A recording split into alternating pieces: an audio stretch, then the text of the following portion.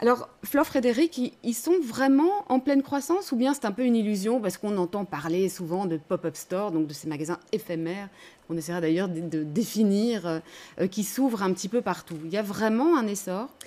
Alors, l'essor est pas nouveau en fait, mais ça continue en tout cas à bien se développer et je pense que ça devient petit à petit plus qu'une tendance. Pas nouveau, mais c'est-à-dire que c'est quand même récent le phénomène des pop-up stores, hein. Aux États-Unis, il est né en 99 et ou en 2004 avec Comme des garçons. Chez nous, il est arrivé en 2008 avec Chronostock. Après, pour qu'il se développe vraiment et qu'on en entende parler et que je dirais tout le monde sache ce que c'est un pop-up store, effectivement, c'est assez récent. On a Pop Display, une sorte d'agence immobilière du pop-up store qui communiquait qu'en 2014, ils estimaient qu'en Belgique, il y avait 1000 pop-up stores qui ont ouvert, donc presque 3 par jour. Je n'ai pas des chiffres pour aujourd'hui, c'est très difficile d'avoir des statistiques, mais en tout cas, ça continue à ouvrir et à fermer. Et donc, on peut parler effectivement de succès, en tout cas pour l'instant, de ce mode de fonctionnement commercial, si on peut dire. Peut-être dites-nous quelles sont les caractéristiques justement de ces pop-up stores, magasins éphémères, c'est-à-dire ils ont une durabilité, une durée d'ouverture, de vie, entre quoi? Quelques mois et quelques années? Donc oui, effectivement, comme le nom l'indique, ils ouvrent pour fermer assez rapidement. Et donc c'est en général de 1 jour à 1 an. Et la durée dépend des objectifs qu'on a en fait. Alors, on va voir qu'il y a plusieurs types de pop-up stores. Il y en a qui sont effectivement éphémères, mais il y en a qui peuvent être plus éphémères que d'autres. Marie-Gabrielle Van Damme, donc vous avez cofondé le magasin Chouquette. Oui. Qu'est-ce qui vous a amené dans ce projet-là au départ? Pourquoi est-ce que vous vous êtes lancé dans un pop-up store, dans un magasin que vous vouliez éphémère? Pour nous, on était deux créatrices pour enfants à avoir ce projet-là. Et pour nous, c'était vraiment de tester un projet avant de faire le grand saut vers un magasin plus pérenne. Parce que c'est vrai qu'on ne prend pas énormément de risques à tester un projet sur 3 mois et on a le temps un petit peu de voir les avantages et les inconvénients. Ouais. Et il a tenu combien de temps alors votre 3 pop-up mois. store? Il a tenu 3 mois. Oui. Et maintenant, le grand saut, vous l'avez fait? On ne l'a pas encore fait. Mais vous Non. êtes On est en train d'essayer de le faire. Exactement. C'est ça? Donc Ouais. ça vous a quand même servi à ça? Oui, oui, tout à fait. Ben, ça permet d'un petit peu se faire une idée de la vie de commerçant et de voir un petit peu si le concept est, comment dire, si le concept est aimé par les gens et s'il y a vraiment de l'avenir à ça et si ça pourrait marcher sur le long terme aussi au niveau financier. Parce qu'il n'y a rien à faire, c'est un gros investissement que d'ouvrir un magasin. Ouais. Tandis que le pop-up store, évidemment, Ça permet offre d'avoir une un légèreté. investissement. On y reviendra. On va peut-être juste demander à Aude Strockel de parler de son projet. Bonsoir, de votre projet Bonsoir. à vous. Jude Studio, que vous avez ouvert il y a quelques années, il y a 3 ans et demi. Vous êtes Ouais. une des premières, en fait, à Bruxelles. Je pense, à mon échelle, en tous les cas, j'étais une des premières à me lancer. Et d'ailleurs, j'avais loué l'emplacement via Pop Displays. Ouais, on Et, expliquera ce que c'est Pop Displays ouais. dans un instant, mais peut-être, est-ce que vous étiez dans le même état d'esprit que Marie-Gabrielle Oui, tout quand à vous fait. avez offert votre magasin? Tout à fait, c'était vraiment un test et j'avais loué d'abord pour une semaine et c'était quelques centaines d'euros. Donc je m'étais dit, si ça marche pas, voilà, je perds, Quelques centaines ouais, d'euros. je perds 300 euros, donc c'est pas très grave. Et en fait, j'ai eu beaucoup de chance, ça a très bien marché depuis le début. Et du coup, j'ai prolongé et j'ai ouvert 1 mois. Ce qui m'a permis aussi de pouvoir acheter mes stocks, d'acheter ma nouvelle collection.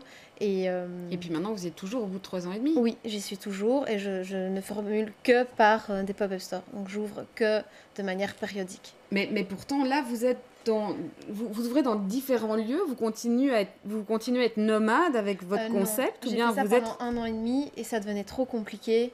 Les déménagements, c'était très très fatigant et voilà, physiquement, c'était plus possible. Du coup, j'ai loué un commerce. Donc comme ça, j'ai une vitrine. Les gens passent devant et peuvent voir ce qu'il se passe. Sauf que j'ouvre 5 jours par semaine. Et c'est vrai que beaucoup de gens ne le comprennent pas. Non, c'est Euh, rentable, ça? Ça peut être rentable, je ne dis pas que c'est toujours facile, mais à côté, j'ai un e-commerce, j'ai un e-shop, et du coup, c'est vraiment ça contribue au côté rentable, quoi. Ouais, mais donc vous payez un loyer commercial, Ouais. mais vous n'ouvrez que 5 jours par mois et Ouais. vous rentrez dans vos frais? Ouais, je rentre dans mes frais parce que c'est contracté, et du coup, au lieu d'attendre le client toute la journée derrière mon comptoir, Parce que, voilà, qu'on se le dise, on a tous vu des boutiques, c'est normal. On ne peut pas avoir un flux de personnes qui passent Donc là, tout vous le temps. concentrez, vous ciblez la communication. Voilà. Ça, on en reparlera aussi, puisque c'est un des aspects effectivement spécifiques du pop-up store. Mais peut-être juste une réaction, Fleur Frédéric. Est-ce qu'on est toujours dans le pop-up store, là?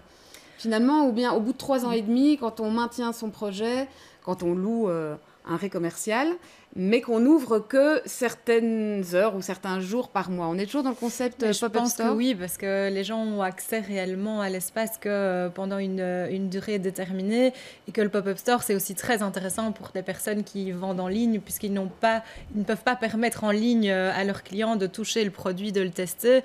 Or, en ayant pour une période très courte un espace, ben là, ils peuvent rentrer en contact avec leurs clients, avoir du feedback et que les clients voient les produits. Donc oui, ça reste du pop-up store.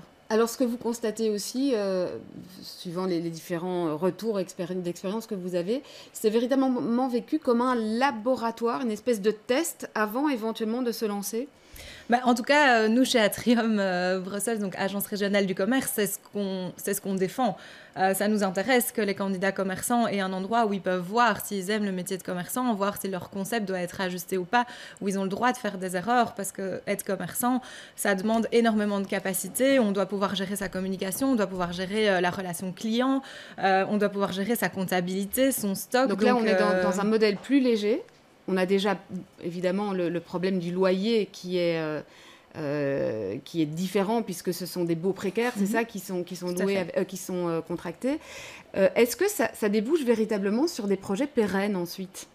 Mais tout dépend de l'optique dans laquelle on le fait. Mais en tout cas, celle que nous, on travaille pour le moment, c'est clairement le but de donner la chance à des gens qui ont la volonté d'ouvrir de manière pérenne, de d'abord avoir une phase test et d'être accompagnés dans cette phase test et d'être coachés pour pouvoir être prêts à être commerçants. Et si après leur expérience, ils décident que c'est pas pour eux, pour nous, c'est gagné aussi, parce que ce sont des gens qui ne se lanceront pas dans un bail de 9 ans, dans des investissements de stock, etc., alors qu'au final, c'est pas ce qu'ils veulent faire et ça ne leur convient pas. Ouais, peut-être très rapidement, Marie-Gabrielle Van Damme, parce qu'on va devoir malheureusement clôturer ce plateau.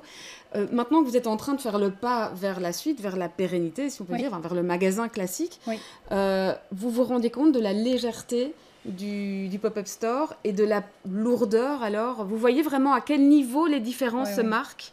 On s'en rendait déjà bien compte avant, quand on était déjà dans le projet, mais c'est vrai que maintenant qu'on est vraiment à se dire on va devoir payer un vrai loyer, on va devoir avoir des stocks suffisants et tout ça, c'est un gros investissement qui ne se prend pas à la légère, quoi, alors que le pop-up store permet justement d'avoir cette légèreté qui fait que on est là, pas pour le fun, mais on peut vraiment s'amuser en n'ayant pas trop de soucis financiers derrière, quoi. Mais néanmoins, vous êtes convaincu, vous allez continuer là oui, j'aimerais bien, oui. Votre projet d'ouvrir un vrai magasin. Oui, tout à fait. Et ben voilà, on verra, on suivra ça. Merci en tout cas à toutes les trois d'être venues nous parler de vos expériences et puis de vos expertises sur le sujet.